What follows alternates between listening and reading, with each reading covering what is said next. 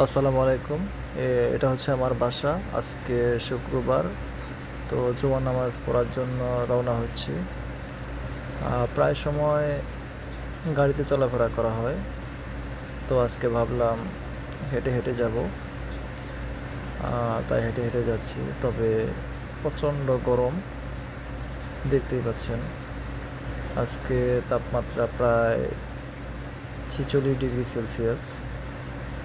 এই 46 ডিগ্রি সেলসিয়াসে আমি হেঁটে হেঁটে আজকে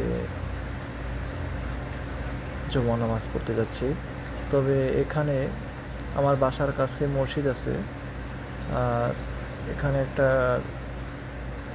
কারণ হচ্ছে, সব মসজিদে জুমার নামাজ পড়ানো হয় না। তো আমি প্রায় 20 মিনিটের মতো হেঁটেছি।